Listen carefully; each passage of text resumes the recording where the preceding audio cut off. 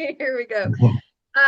So tonight our Zoom call is all about filters, and I don't remember when I started using filters, but I know it was a long time ago because I've held on to old filters, and I'm like, I don't even remember having a lens that these fit, and I'll show you some of those later. But um, uh, I I used to not use them very much, but the more and more I like to photograph in the middle of the day, often. I mean, of course, sunrise, sunset is fantastic, um, but when you're out traveling and going play, it's like I want to photograph in the middle of the day, but sometimes it seems a little limited in what we can do. So, filters is what has then stepped in for me.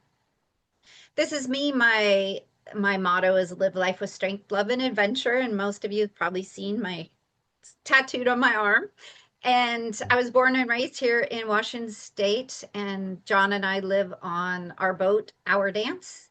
And I love taking photos anywhere. I love we love kayaking and backpacking and camping and traveling all over the Salish Sea. And the last couple years now, I've started doing a lot more education because I found figured out how much I love to teach. Well, I homeschooled my kids, so I've taught for years and years, and uh, but then thinking back when I was learning to do photography, I was going to the library.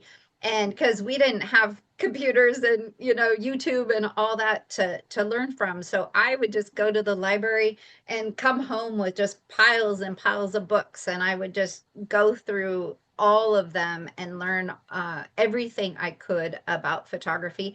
And then I would just go out and photograph as much as I could, starting with my kids. And then when I started hiking and seeing all these beautiful places, I wanted to keep it and remember them. So, what are photography filters? And in my journey, realizing a lot of photographers don't use filters, which is totally okay. And if you guys walk away from this and go, I'm never using a filter, then I fully support that. But I hope to be able to show you some cool things you can do with filters and why we want them. But what they do is they offer creative control over our light, and we can capture more creative images sometimes, or just better color. And when we have that harsh light, filters can help with that and even things out and so forth. And you'll be able to see that as we go through. But filters are optical devices that you place in front of a camera lens. And like here's one. And I hope you can see. I can't see myself right now for some reason. Let me see if I can. Um, Oh, there. Now I can see myself and I can see everybody else. Yeah, we Okay. can see you. Okay. I can see Jennifer and Keith, but I can see Paul and Amy. So, or me. So here we go. So this is a filter, one type of filter, and you put it on the end of your lens. And when you put it on the end of your lens, they come in different sizes, different um, darknesses, and it removes light, stops light from coming into your camera. So you can maybe do longer shutter speeds or even out light. And purposes are to reduce glare and reflections, increase color saturation and contrast, balance exposure in high contrast scenes. So a really, really bright sky and let's say with a mountain and river in front of it that are pretty dark, right? Because they're in shade. So it's filters will help even all that light out. Some lenses, or excuse me, some filters are just used to protect, to go on the front of your lens to protect the glass on your lens. And then it's just creativity after that. So there's two types of filters, and we'll focus on one primarily because but we'll talk about the other two. So physical filters, so ones that feel physical, they're here, you'll put them on your camera, but the other are digital filters. So if you started using Lightroom or Photoshop or any other type of editing software, they'll have filters that you can apply to your image post work. But there's something about those, like they can't do circular polarizers, and sometimes they're not as good. So I do use them, and I'll even do a little example of how to do it. But I prefer to try to get it done in camera as much as possible. So then I have less work to do on post, because post is not my favorite thing. I know a few people that absolutely love post and they can't wait to get home with their image and start creating. That's not me. So filters allow us to get images like these. So the black and white was bright, probably 1 o'clock in the afternoon on the Oregon coast. That light was so bright, the white. I mean, and you had to squint and everything because it was so bright. But I put on filters and I was able to control those highlights and control all the glare coming off the ocean and really get some detail in those clouds too. The one on the right is a long exposure in a morning at Rockaway Beach in Oregon, and I couldn't have slowed down the shutter long enough to have gotten those uh dreamy waves coming in without a filter. The left two pictures are at Hug Point on the Oregon coast, and you can see two different um time frame. So again, this is right in the middle of the day, right in the middle of the day. Both these images taken probably half hour, 20 minutes apart. But again, bright middle of the day. I can't close down my camera, uh, taking out all the light. I can't go to f22, ISO 100, and then to allow my shutter speed to slow down the water, right? To do a longer shutter speed. So the only way I could do that was putting on filters on my camera to block more light so I could do a longer exposure. So I could allow my camera to stay open longer and allow more light in to get that dreamy feel. The one on the left was probably 25 seconds. I forgot to look, and it's kind of that little more ghostly. And then the one in the middle was maybe just a second or so. The photograph on the right is First Beach when I was just out there in January or February rather.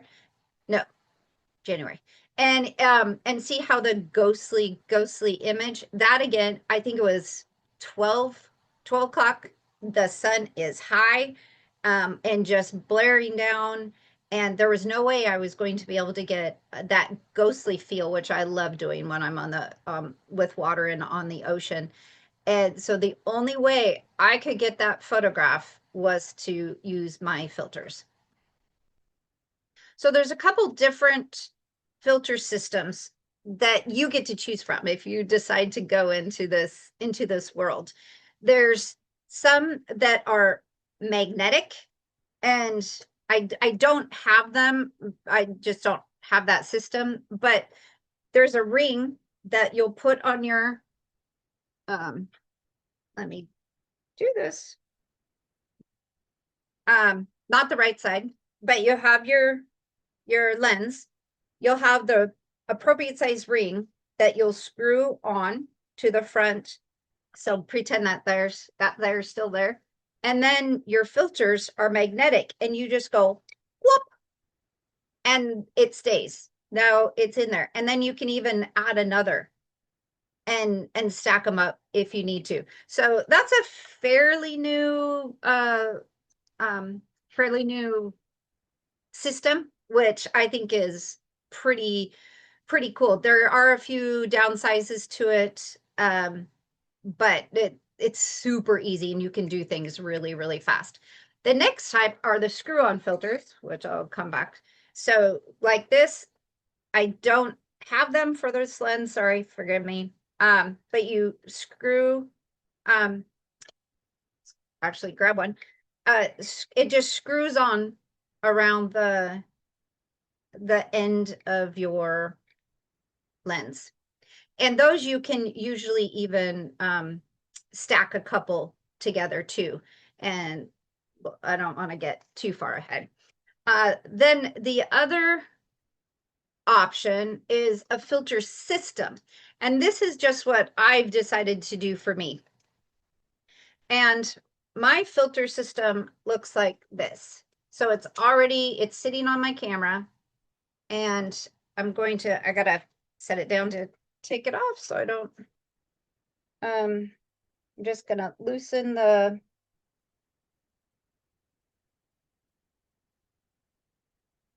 then this is what my filter system looks like. So then I can add my filters slide in instead of screwing on. All my filters slide these little into these little slots. So then if you do the screw-ons, and actually even this system, you might need or will need adapter rings. They're called step ups or step downs. And so you don't have to go buy a filter for every single lens you have, because all of our lenses are different sizes, right? They're 77 millimeter or 52 millimeter or 82 millimeter. Now you can't do a 52 to an 82. I don't think they're able to do that, but if they're close, then they use these little rings that the small side, or rather the big side, goes on the end of your lens. What if it fits? So let's say this is a 77 to 72. So we'll pretend this is 77, and you put that on, but your filter is a 72. So your filter's smaller, and then you screw that onto the front. So they're just adapter rings. And I probably didn't explain that really well, but they're adapter rings so you can go between one filter for multiple lenses.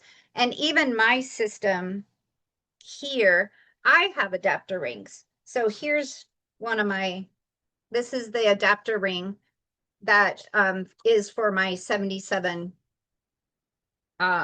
millimeter. So this is pretty big. Your screw-on filters won't be this big. They'll be these cute little ones. And then the picture on the bottom left are my other two step up, step down rings, basically adapter rings for my filter system. So there's some that don't look, they're smaller than this, that are also this type of filter system, but they're a little smaller, but they screw onto the front of your lens, and then you slide in, your, if you guys could see my table right now, it's really hysterical. I got stuff everywhere. So let me grab the filter to show you. So this is just one of my filters. It's called an ND filter, and we'll talk about it more. But just to show you, it goes like this and then slides down. So you can see how much light goes through, and then you put the filter in and how much light gets cut off. So this is called a 3-stop. So 3 stops of light basically gets cut out from the filter into your lens. All right. So types of filters. This is fun. So there's just UV filters. And this is, you want to start an argument on a photography group on Facebook, talk about UV filters. UV filters are they're clear. But and ignore any fingerprints you see. But they also will do a little bit of dehazing. These were really important when film cameras were out. The dehazing part of it really helped. our digital cameras, we don't need too much help with dehazing. That's super easy to take care of in post. Um, but it's one more thing you could try to get done in camera. But the reason most people use the UV filter is to protect their lens. Because if you drop your lens and you break that, that's a lot of money. But if you drop your lens and break that, it's not so much money. So, but you got to be really sure if you do choose to do that, then make sure it's good glass. Because if let's say you have a $1,500 lens and you put a $9.99 UV filter on the front of your lens, it's going to be bad. Because now your camera is looking through a cheap piece of glass. So you want to make sure it's worth um, protecting and not distorting anything. Uh, so that one, some people it's a hill to die on. You always have to put a UV on your camera, and others are like never had one on. I That's where the argument is, right? Yeah, yeah, Because it's I've gone over this with people. yeah. I'm So it's I'm just up I'm to you. anti UV. Yeah, and I'm not anti. I just don't. The So reason the reason why I'm anti UV is because in low light situations you get Newton rings. well, yeah, even with high end glass. Oh yeah. Interesting. All So my research, I've never seen that. If it was good glass, oh yes. so That's but yeah, I understand why that is a sensitive topic because I've met lots of people who are they always have to have glass over their lens, but they're putting the cheap glass over the lens, but you're paying a lot of money for a lens, but then you're putting your yeah, $10 lens like what are you doing? Anyways, yeah, I just had to chime in because yes, that exactly. is an Yeah, issue. it's a thing. It's a thing. Okay, so now this is my favorite filter ever, and it's the polarizing filter, the circular polarizer. So if you have a screw on, and this is kind of hard to try to show you, can you see that the ring moves separately? There's two separate rings. I don't know if you can see. It's really um so the polarizing, if you've ever bought polarizing sunglasses, if you're out fishing or whatever, you're wearing sunglasses or not wearing them, you look down in the lake and you can't see anything because all you see is glare and stuff. You put on polarizing sunglasses, all of a sudden you can see straight through the lake. So that's the same of what a polarizer does. And I just showed you a neutral density or graduated, sorry. Oh no, that's my polarizer. No, it's not. That was neutral. Anyway, see, I just confused myself. Same, I'll show when we get there, it's the same thing. But yeah, so this moves. So this one had two different colors, so sorry if I confused you with that. So here's the circular polarizer. And I keep mine on my camera if not shooting wildlife, I leave it on my camera probably 95% of the time. So I walk around with this. So if you've shot with me, my camera always looks like this because this is my polarizer is already set in, I can remove it, but it's already set inside my filter system. And then this little twirly thing is what changes my polarizers. You can control where the polarization is in your image. Do you want it in the sky? Do you want it to take the glare off the water, which is often where you want it, and so you just turn this little thing. I can even see darkening you guys. Like right there, I just lost my entire computer screen. I can't even see it. And then I change a little more, and now y'all are back. And so this helps with saturating color. So in fall, this is your best friend. Getting those autumn colors. Sometimes you go out and you'll photograph and And then you're like, still kind of flat and stuff. And then you see somebody else's images and you're like, how did they get that? And it using a circular polarizer just makes all those colors just go pow. And then I never touch the saturation, and rarely ever even vibrance when I'm doing fall photography, because getting it right with this in camera, I don't have to I don't have to saturate it anymore and try to make those colors darker. Getting the water clarity is awesome. I have a picture in a minute to show you what it looks like with, and then the reduced glare, because you don't want light coming up. You're doing that gorgeous river, that gorgeous waterfall, and the pool at the bottom, and there's just light bouncing everywhere. So this, you just turn it the right way and you're watching as you're looking through your lens, and you can just all of a sudden see, oh, there's the spot, and it cuts all the glare coming off the water. So I use landscape photography. There are some portrait photographers that use it for outdoor photography for portraits, families, and so forth. I have never done that before. I've never tried it. I'd like to, because they claim that it even takes glare off of glasses when you're photographing them. And that's really hard to edit. Actually, it's gotten much easier right now. Lightroom just put something out. So, um, but water scenes, sunny conditions, they're just the polarizer. If you walk away from anything, Lisa, I want to start somewhere. Where do I start? Buy a circular polarizer. So there we go. And that's just what one looks like. I just showed you. And the circular polarizer can do this. So that is Mount Baker.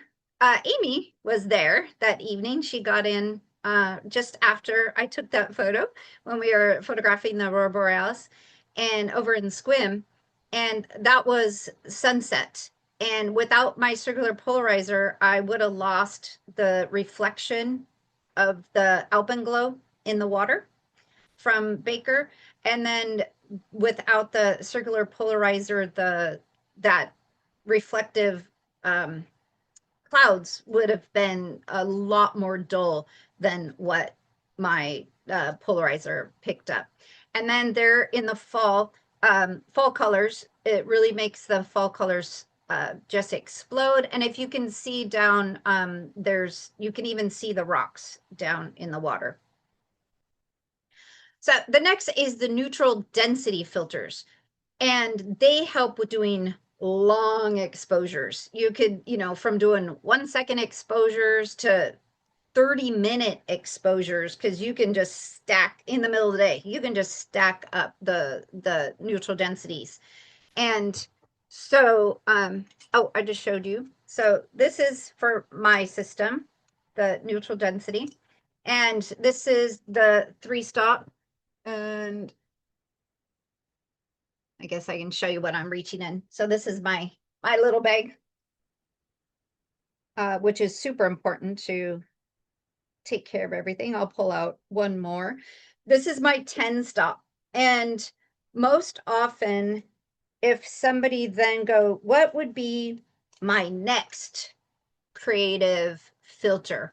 I would recommend the 10-stop, because then you can just go crazy being out at the ocean, shooting in bright sunlight. And can you see how much light is not coming through that? It is really, really dark. And so this is what I need to use to get that ghostly water that often is like 25, 30 seconds, or more. I've done some where, oh, I'll show you in a minute. I forgot I put those in there. A couple minutes long to be able to get movements of clouds too. So using these in the waterfalls, rivers, clouds, um, and getting those daytime long exposures that normally we wouldn't get because our cameras aren't capable of stopping down all that light on their own. And so we need that help um, to stop the light down, to close out the light. Um, Okay, so if you have the circular system or the screw-on system, yes, Keith, Uh, did you have a am I question? allowed to am I allowed to ask questions? Oh, yes, I'm sorry. Of course you are. Yes, yes, yes. I don't know if you're going to cover this, but how do you focus with a neutral density filter on? You are brilliant. Thank you. Thank you. Um, uh, the bottom right corner, focus first. So yes, Oh, yeah. So oh, here's if you have the screw on, this is just what their NDs look like. This is a um ND4, which um and ND4 means oh, I can't remember the anyway, there's four stops, but then there's ND4s, so they mean a little bit different. So when you're researching, you'll see both, and I'll show you some more. So great question, beautiful question. Thank you for asking that. So if you do not have a mirrorless, you set up your camera, and you're going to be on a tripod because you're going to do a long exposure to throw that ND filter on there. You focus at that point and you lock your focus in. Then you slip your ND filter in, and then you'll probably have to change your setting then for the long exposure. You could also, well, no, because your long exposure would blow out. Your camera wouldn't figure out what um, to focus on. Uh, if you, let's say you were doing 30 seconds with a 10 stop. If you put your camera to 30 seconds, it's not going to know what to focus on. It'll probably be too bright. So anyway, I haven't had a DSLR in so long. That might not be true. That might be, you might be able to just put the 30 seconds, lock in your focus, and then you drop in your neutral density, and then you do your 2 second delay or your cable, and then take your image. So, but if you have mirrorless, you can put those neutral density filters on, and then you can actually change your settings and see in real time how long you need to how if you can see light. Of course you're not going to see what it's going to do to the water, but you can see how much light is being let in, going, oh yeah, 15 looks about good. Oh no, that it's still way too dark, so I'm going to 30, or maybe you're going to go to 2 minutes. So did that make sense? That was a really good question. Really good question. Thank you. Anybody else have questions about that? NDs? All right. So NDs or neutral density. Then we get, and that's what they look like, square or round. And these are images that I took down at, that's the top of Mount Shuxon, down by Mount Baker. And we didn't get much of a sunrise that day. We were trying to photograph Shuxon in the with the water, and um, but there was these great clouds that were running around the top of Shuxon. And I really wanted to practice some long exposures to get those clouds running. Well, it was now daylight, so I couldn't have done it without throwing a filter on to stop down some more light so I could do a longer exposure and really get the movement of the sky. Baby, my baby just got home. And then the other image is also of Shuxon, the one on the far right, and those clouds were going by, and that was, I wanted to get the clouds going by across Shuxon, and then also in the reflection of the water. And I think I grabbed the wrong image, but you can see what it does. But again, had to have a neutral density filter. That was at probably 10 a.m. In the morning, full light, and needed uh, to get the create the to be able to create what I had in my head. I had to have the filters. So the next fun are called graduated neutral density filters. So they change from dark, medium, to light. So usually the bottom are always clear.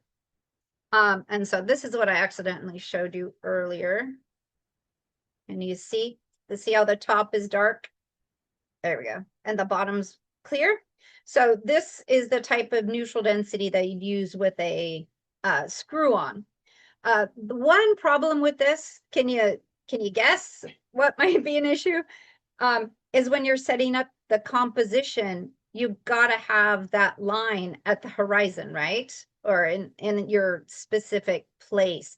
So you might not be able to do that really well with these screw-on ones because you don't have much control of where that line is. Now you can, they do spin. So let's say you're doing a vertical, you can spin it. And so that's pretty cool that you can, if you end up, needing it to go the other way. So my graduated neutral density, or the rectangle ones, they're okay. So they're usually rectangles.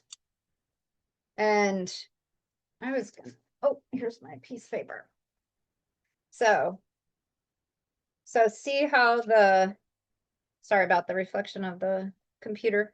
So it's darker and then gradually, a little less dark and then clear. And these are set up in stops, light stops, basically just like the neutral densities. And they have numbers like 3 stops, 1 stop, 6 stop. But they also do the like ND4 and ND2. And I have that written somewhere. So this was basically probably the biggest reason I went with this system, because now when I put this in my system, I can control, where's my buttons? Oh, I'm upside down. Sorry. That's why I was looking so funny. I can control by these buttons, control, because I can do multiple of them, where I slide where my horizon is.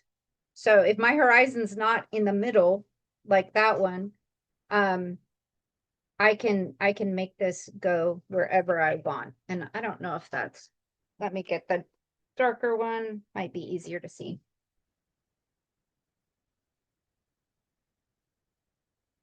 There you go. Hopefully you can see that better. So because usually in the daytime, the sky is brighter than your foreground, right? So again, we'll go with you have a bright sunny blue sky with big puffy white clouds, and then you have a mountain, and then you have a river in front of that, right? And when you're looking at it, the mountain on your side and the river are really, really shaded. But then you have this bright, bright sun at the top. Well, our cameras have a tough time deciding what the exposure should be to get all of that. Because if you remember when your highlights, you don't want to blow out your highlights. So our highlights, we always want to have them inside our histogram. I think some of you guys, we were talking about histogram on our last walk, and you want to make sure that your highlights are down, and the same for your blacks too, that you don't want to lose data in those. So you can't just take a picture in full bright sun and then hope that, and then crank it up so the mountain is now in great exposure. Because if you crank up your ISO or a longer shutter speed, whatever it is, to allow more light in to make the mountain in a fabulous exposure, you've now just blown out your sky, and you can't recover that sky when you have that setting. So that's why we use gradients or graduated, because now I can take 3 stops of light off my sky, and then because the bottom is clear, I can up my exposure to get my mountain in a proper exposure instead of being so underexposed. All right, that's a lot. Any questions about that? I love this. It's just fun. Um, then the last gradient I will show you is this is called a reverse gradient. Can you see what's going on with that one? So it's lighter on top and then mid and then really dark and then clear. So this gradient filter is amazing for sunrises and sunsets. So when the sun is really, really low and about to set or come up, you still want the sky to have the color it has. But now where all that light is from the sun and then exactly where the sun last is, you want to cut that light out. So then your foreground can have this beautiful, beautiful exposure that you don't just hope you can bring up those shadows in Lightroom later on. This actually allows you to get a great exposure for your foreground and darken where the sun would be so you can get it in camera. All right. So that's just an extra fun one. All right. Oh, so the other thing about the graduated neutral densities is there's different types. They have a soft edge. These are soft edges, so they just fade. There's some that have a hard edge. Right here, it's just boom, a line. It's just a hard stop. So that has to go directly on your horizon, right? Otherwise, it would look really weird if you dropped it down too far and so forth. So I just found that I like the soft gradients just seem to work really well for when I go out and create. Plus, I don't want to buy every filter that exists out there. And then you can combine filters. You can do a neutral density with a gradient neutral density and your circular polarizer if you have, a system that you can do it. Even the screw-on ones, though, you can put on a circular polarizer and then really carefully put on a neutral density, and then really carefully you can put on one of your gradients on top of that too. Since they all spin, then you can get them all lined up where you want them. But you always got to be really careful that you don't unscrew the last one while you're doing it, and all of a sudden you're dropping everything. So my graduated are on the left, and you can see against the paper, it's a little bit easier to see how they graduate their light, the circular one, and then my reverse graduated neutral density. So here's some images that I had to use all the above. So Crater Lake sunrise on the left, the foreground was so dark. It was really, really dark. But I also want to do a long exposure just to make it that nice, soft, surreal look.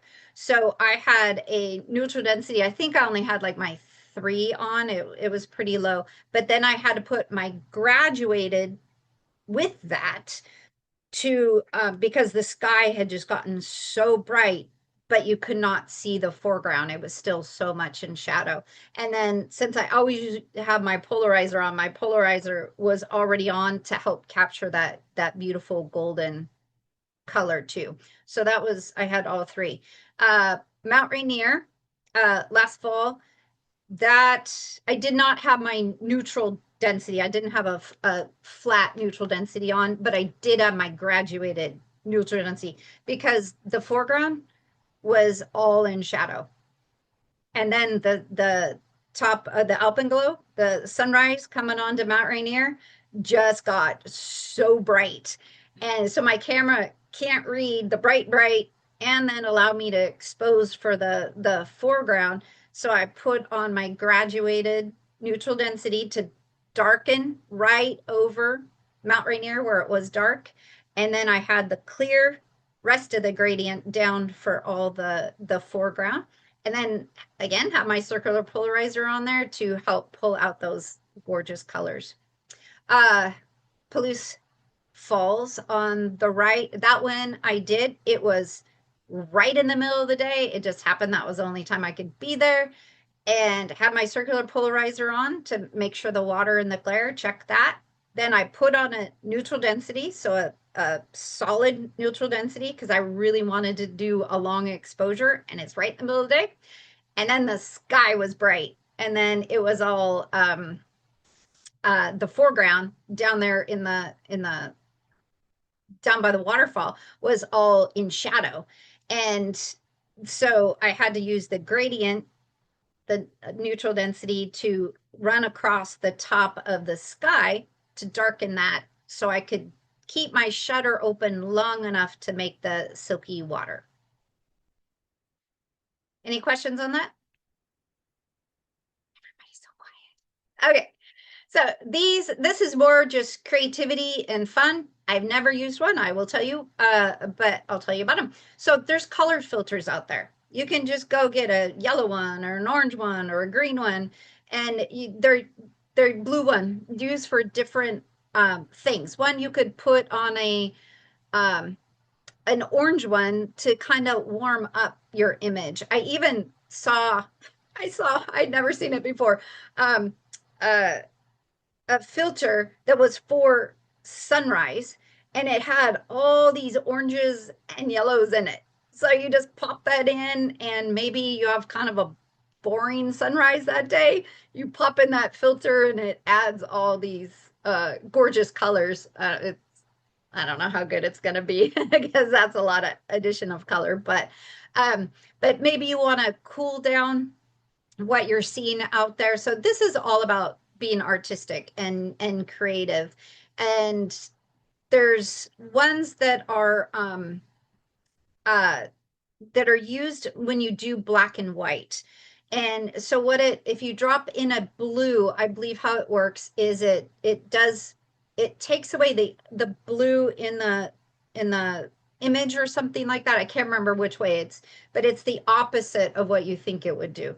And so they're just another creative tool to change things up. Haven't tried them. Might do that someday.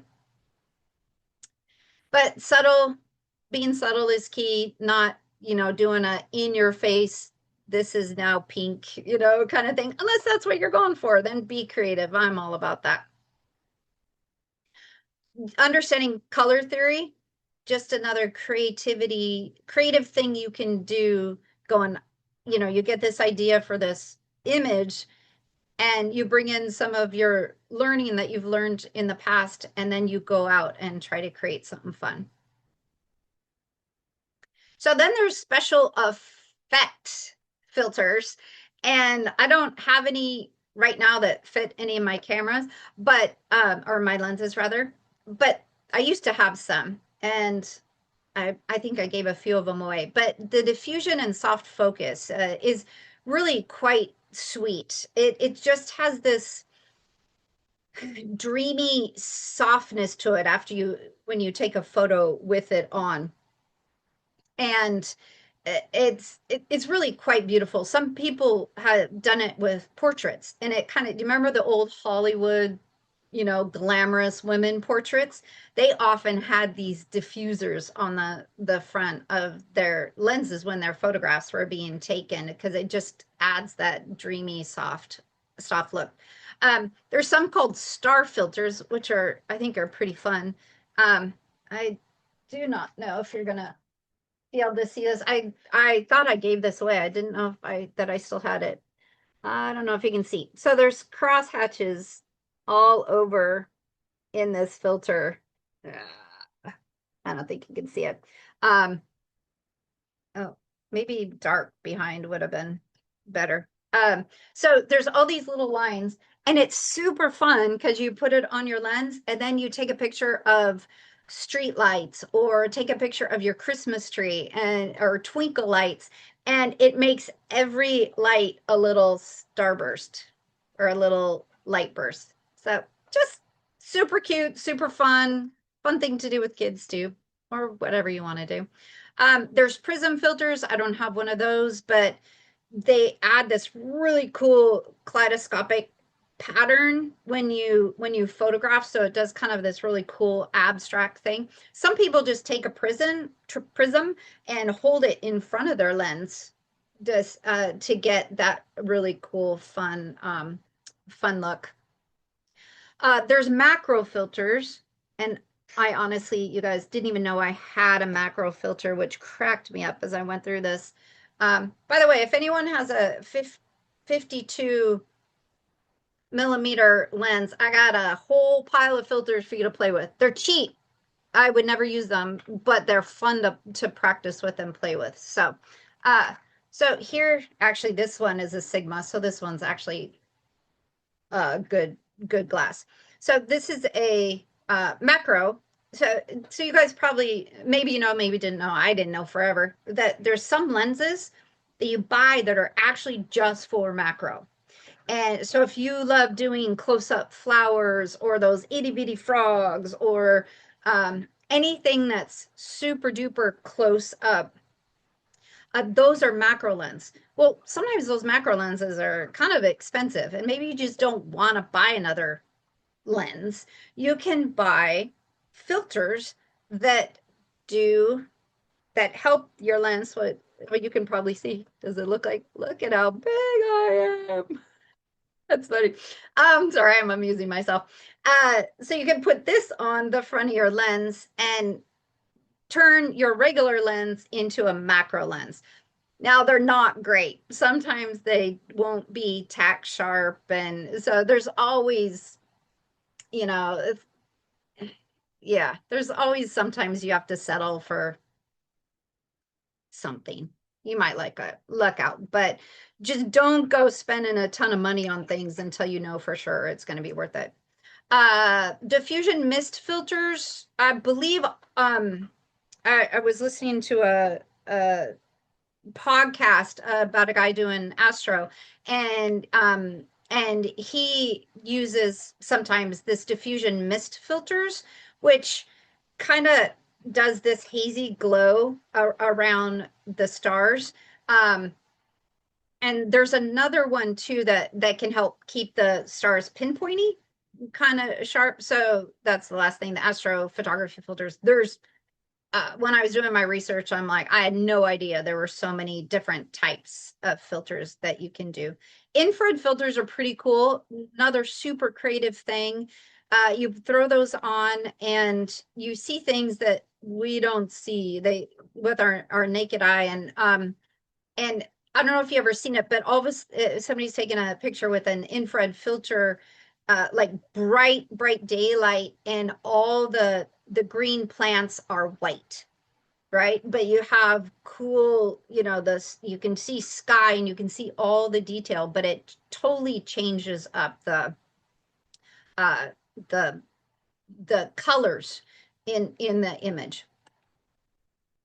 So when you do creative, being creative, I found when you're in a creative rut, you got to figure out something. It's like, okay, I'm tired. I photograph tulips. That's what I do.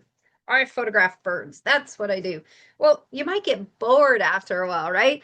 And so you need to come up with something to stimulate you and get your creative juices flowing again. So filters can be a really fun way to go experiment and go have fun.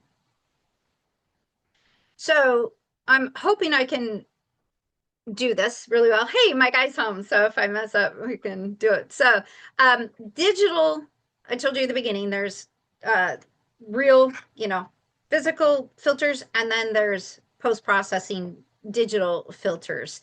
And so if you don't want to buy any filters, then just use your Lightroom But again, I don't think it does as good as in-camera filter. Plus, I have yet to see Lightroom or anybody be able to do the circular polarizer thing. If you want those great saturated colors, you're gonna have to bump your, saturation up and so forth to get it that way. Um, I am going to stop sharing for a second. If I'm doing the right thing, I am going to oh, you're not going to be able, you're not seeing that, are you? Share, We where's see my, you. oh, there it is. Oh, I lost it. Share. All right. Are you seeing my Lightroom? It's blood. Oh, yeah. There it Yeah. is. Okay. See it now. Awesome. Okay. So this is in, I'm just going to show you how to do, um, real quick in Lightroom using their filters. So this is an image I took in, uh, Yellowstone National Park. And it, as you can see, it's the contrast is crazy. I was shooting straight into the light, the sun right in the middle of the day, but there's this cool foreground that you can't see yet. And there's a creek running through, and then all the shadows. And I did not have my uh my graduated neutral density filters on, or and I think I had my circular polarizer, but in this case it wouldn't matter. And so trying now to come back into Lightroom to see if I can save anything.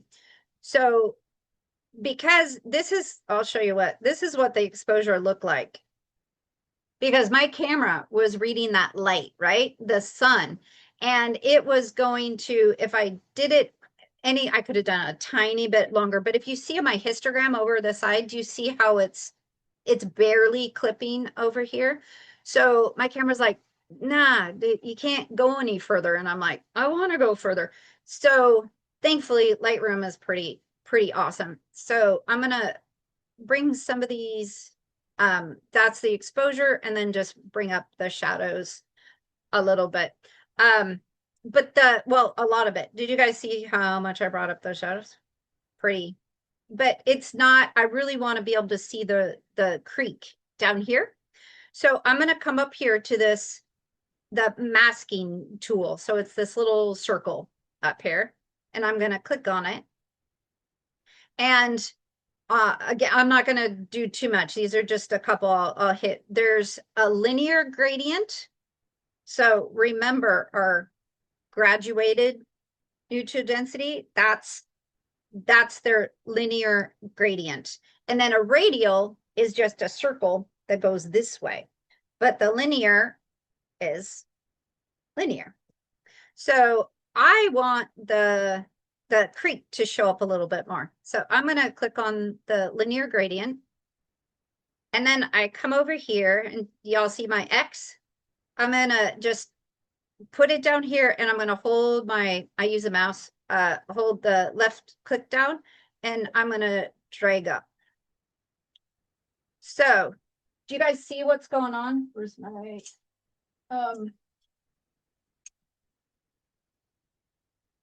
that one's better. Sorry.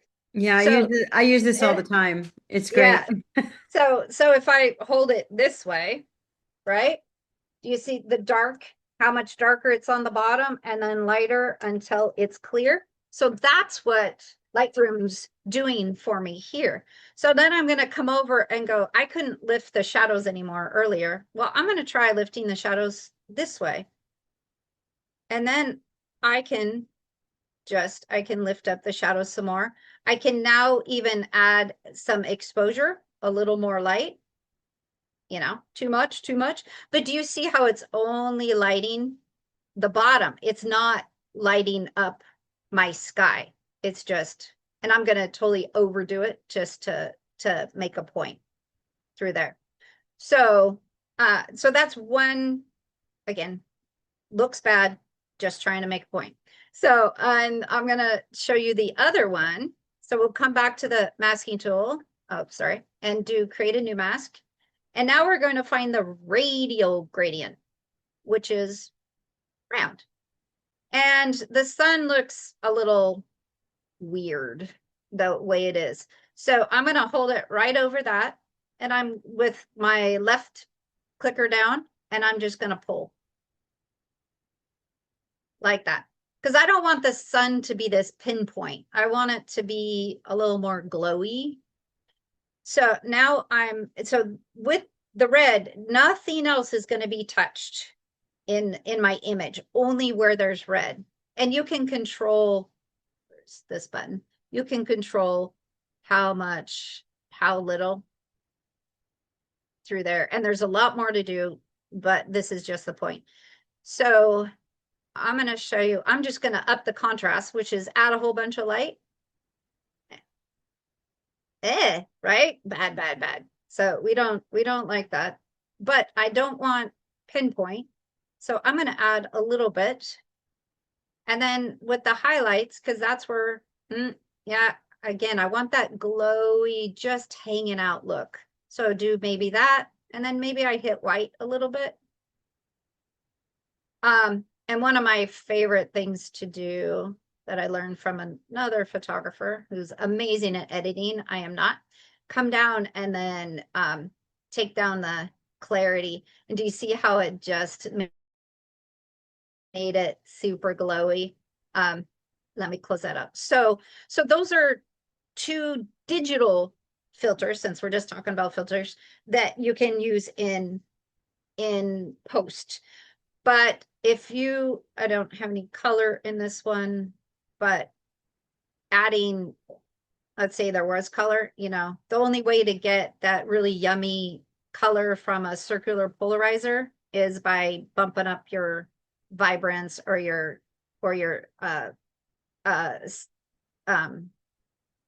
saturation. So, but there's no color. There's really no color in this image to practice that. So anyway, any quick questions about that? That was a lot, but I just wanted you to know what's available if you're like, I know my foreground is way underexposed, but I can't go any higher because I'm blowing out my sky. Don't blow out your sky, and then bring it into Lightroom or wherever you do post work, and then try to bring up those shadows and use those couple oh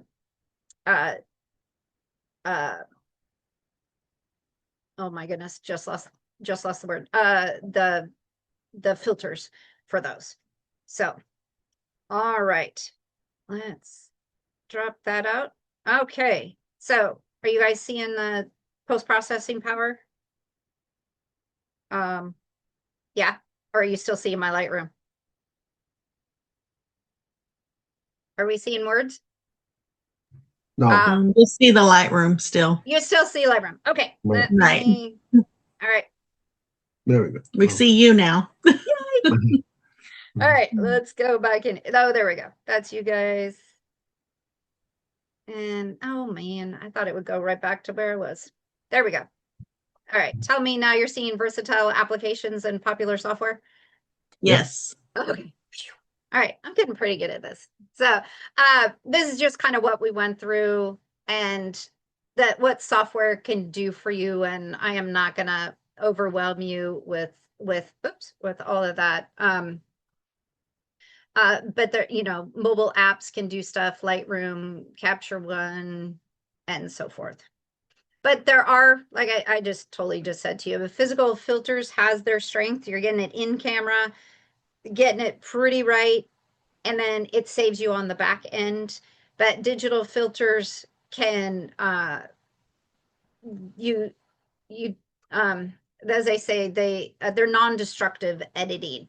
So if I put a filter on, you can't we're stuck with that filter, right? And what it did, even though we can still do editing.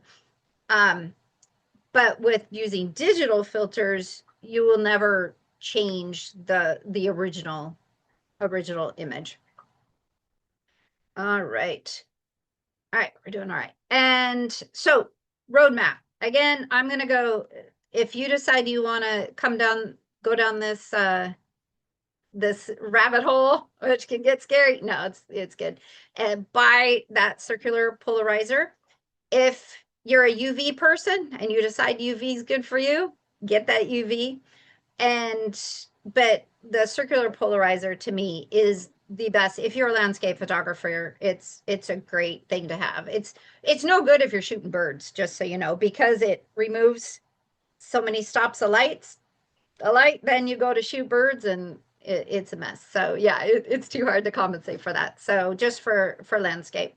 Then if you want to move on, grab some some ND filters. Oh, again, just get 10, the big, I can't remember they call it, the 10 stop is the big Bubba or something like that. I can't remember what it's called. Um, get that 10 stop and then move on to graduated neutral density if you want. And then go with the fun creative stuff. But invest in quality.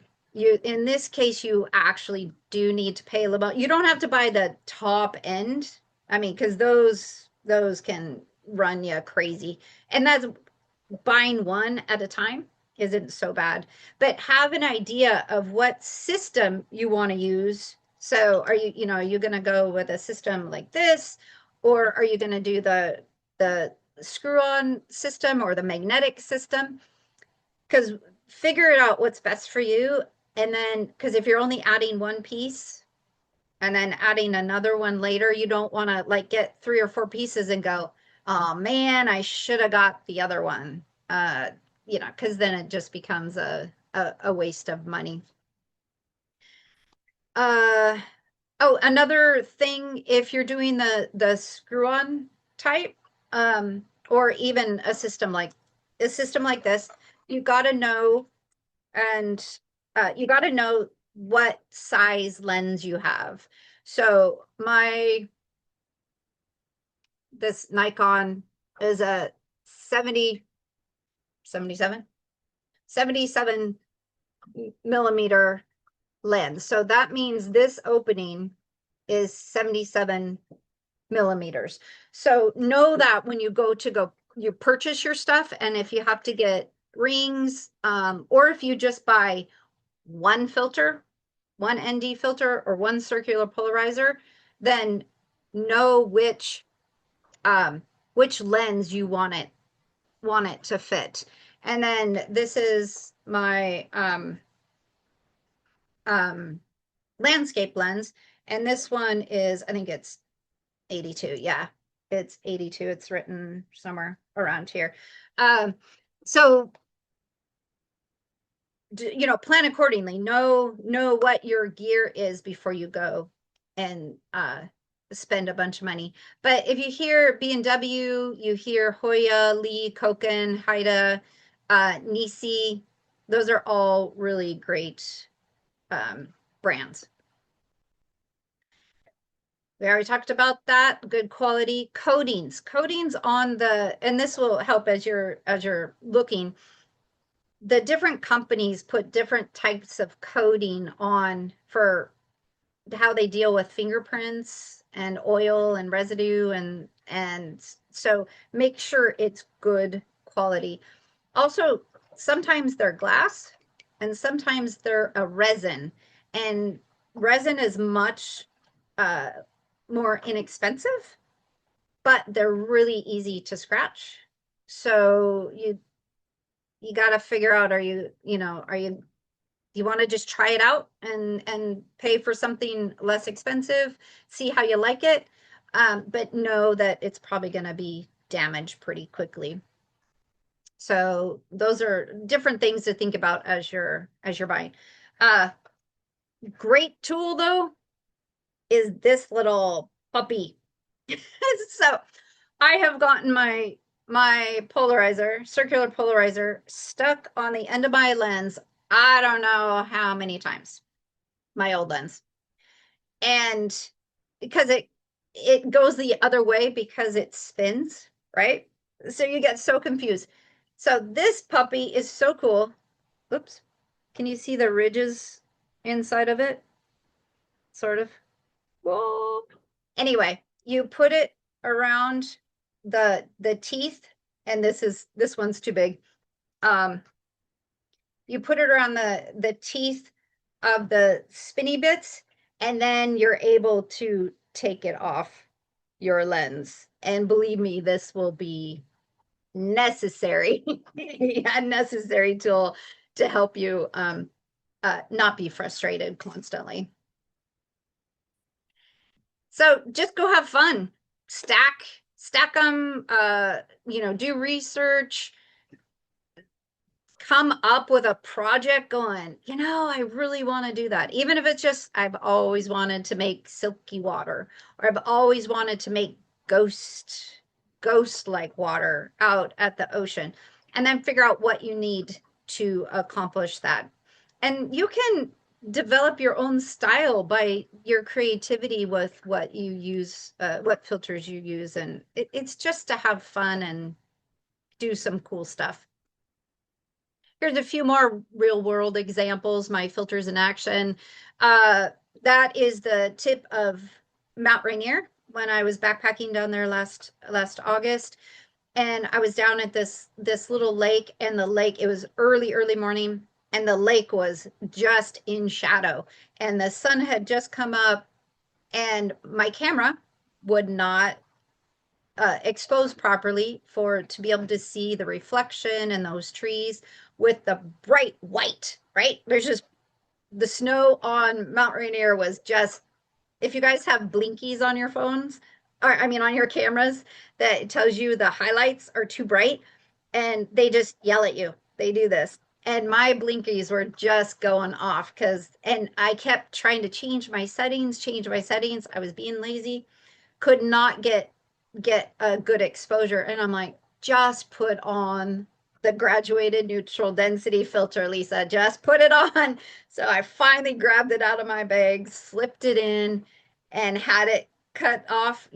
I took the stops out of light right at the peak of Mount Rainier and all that snow, and I was able to get an exposure I wanted. So this silky waterfalls in Oregon. I totally forgot the name of it. And so definitely need a neutral density right in the middle of the day to get that long exposure. But do you guys see that bright sun across the top? I wasn't able to get that out of the image. And I kind of wanted, if you saw this big, you can see that river goes way back. So I actually wanted to keep it in there, but that bright sun was just glaring.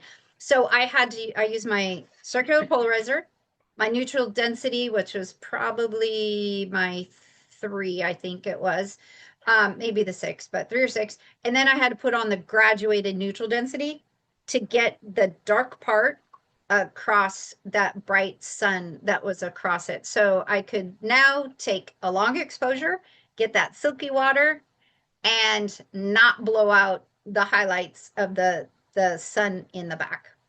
Glare removal reflections. This is in Leavenworth, down by Blackbird Island, and just having my circular polarizer on that I spun so I could get that really nice reflection, because it was taking all the glare off the water. Plus, it was fall, so that circular polarizer really helped with the beautiful colors.